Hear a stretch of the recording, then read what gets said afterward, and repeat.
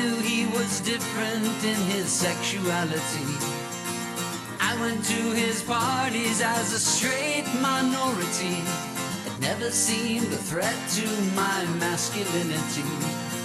He only introduced me to a wider reality.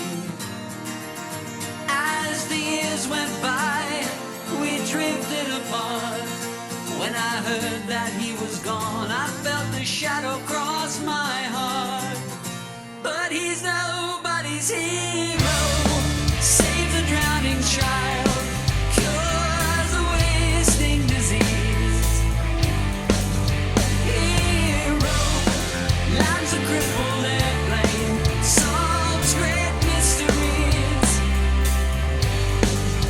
Hero, not the handsome actor who plays a hero's role. Hero, not the glamour girl who'd love to sell her soul. If anybody's buying, nobody's hero.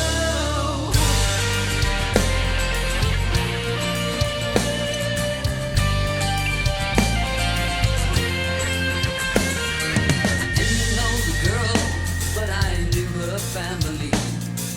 All their lives were shattered in a nightmare of brutality.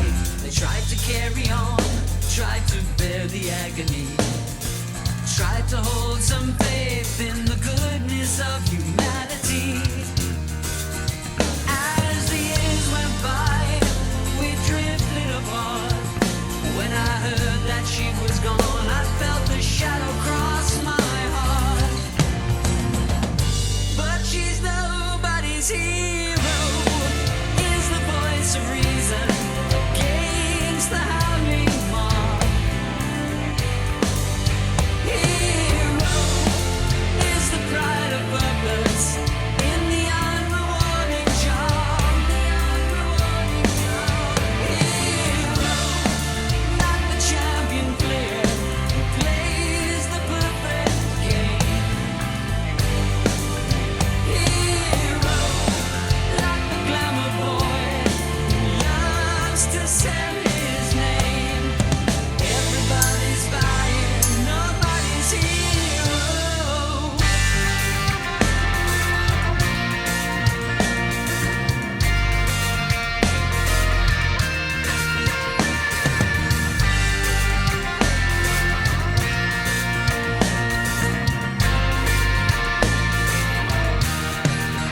As the years went by, we drifted apart. When I heard that you were gone, I felt the shadow cross my heart.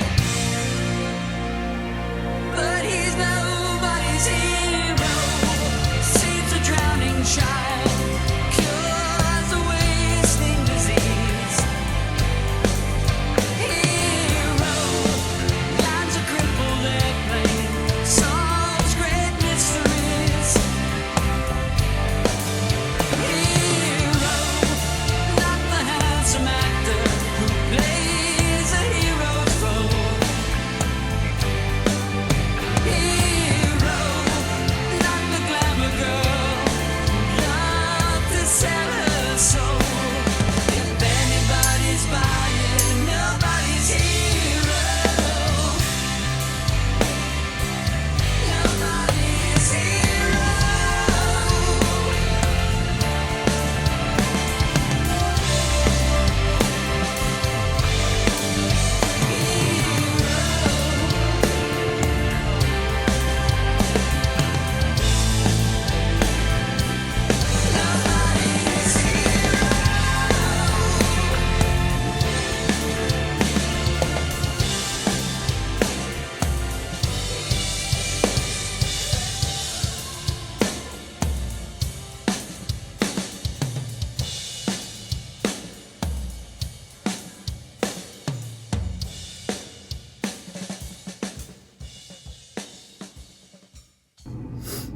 Morning everybody, welcome to the Tricky Bits. Today I'm talking about the song Nobody's Hero by Rush, which from what I've gathered from the lyrics is about Neil Peart's inability to keep in touch with people. couple of notable things about the drum part. Well, one, the electronics that I use, which is very minimal, but I'll explain it in a sec. And then the evolution of the drum part itself, which is the main thing. But I'll get the electronics out of the way first.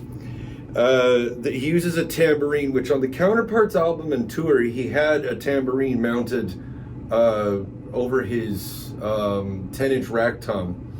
And I was the only tour, as far as I know, that he had that there. But I used the left KT10 in place of that, and one of the stock sounds from the SPDSX. Now, it's very dry sounding coming out of the SPDSX, so what I did is I just cranked up the reverb, so then it sounds more like this. So, that's it for the electronics. That's the only thing I did for that. Now, the drum part, there's two things. It's a really, really good example of a drum part that evolves from section to section while it's still being essentially the same thing. And it helps build the song up, and it also, helps keep the listener's attention, I guess. So in the choruses, which I guess they're the choruses, I mean, the lyrics are different in every single one, so it's hard to say that it's a chorus, but whatever. Where he's listing off all the unappreciated people in the world. There's 3 different times that he does this, and the beat is the same but different all 3 times. I'm going to go through all 3 examples now. So in the first one, he plays it like this. And also, don't forget the 16th notes on the ride cymbal. So, it's like this.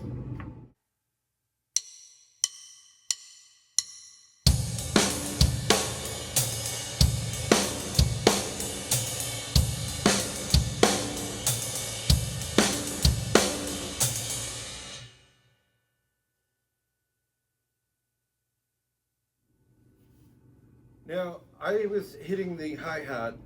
I don't know if he actually hits the hi-hat, because I can't recall if I've seen live footage of them playing this song, but it's very prominent in the mix. It might just be him doing this, but I don't have my hi-hat mic'd. It's all captured through the overheads, so to prevent it from being buried in the mix and maintaining the accuracy of the part, I just played it. So that's something that you can do. Now in the second go around, it goes like this.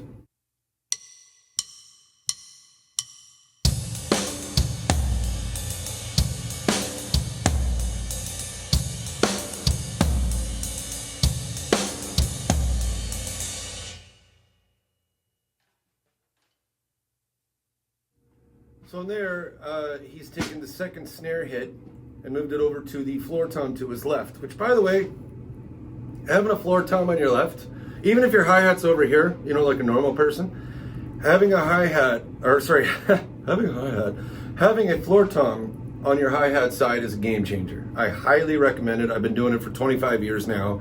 It opens up all different kinds of fills. It's just, and I was inspired to do it by both Neil Peart and a drummer from 9 Inch Nails named Jerome Dillon, who I saw on the Fragile tour in 2000 when I was living in Vancouver. And he had a John Bonham style setup, the rack tom, 2 floor toms, ride, 2 crashes.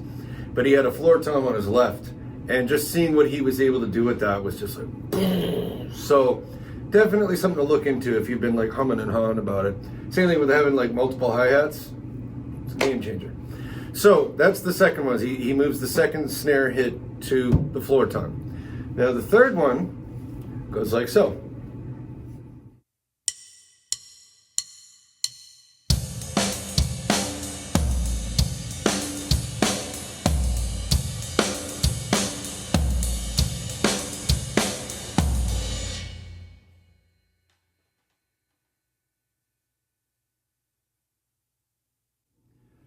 So in that one, it's sort of an amalgam of the two, where you still have the 2 snare hits, and then he does a floor tom hit, where in the first one he was doing the hi-hat closing sound. So it builds across all 3 choruses, or chori, if you will. And I've always just really found that really interesting. It's not my favorite Rush song, but that's definitely an aspect of it I love. Another thing that evolves as the song goes on is the fills at the end of each chori. it evolves as well. So there's 3 of them, and I'll go through them as well. So the first one is super, super easy. All he does is he just hits the floor toms, like so.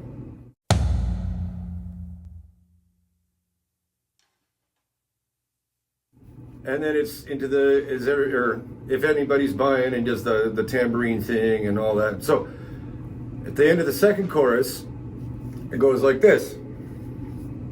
Instead of just an individual tom hit, it's 2 toms in the snare. So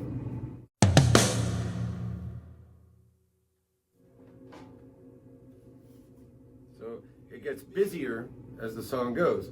And then in the last one, which is at the end of the third chorus before it goes into the outro, which is basically still the chorus, it's instead of 3 hits, it's 5 hits. So it's right, left, or no, wait, sorry, it's 4 hits. One day I'll learn how to count, and then I'll be a real drummer. But it's like this. Or you can do it on across multiple toms, so you can go like tom, tom, snare, snare, so.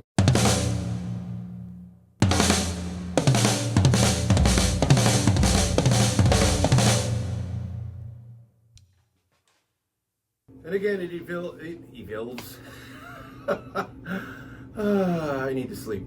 It evolves from the simplest to most complex, just like the chorus beat, as the song goes. And so that's something that you can keep in mind as a drummer, or possibly as anything else, that as you're putting together a part for a song, you don't necessarily have to reinvent the wheel each time, but you can make subtle little changes that make it busier as the song goes. And you want to be busier later in the song rather than the beginning, because you got to build up to a payoff. If the payoff's at the beginning of the song, then the rest of the song is like, why are you still touching me? Go home. So that's basically it. That's Nobody's Hero by Rush from their Counterparts record. It's definitely an underrated drum part. If you found this useful, if it helped you pass the time on the toilet, please like and subscribe, and I'll see you in the next one. See ya.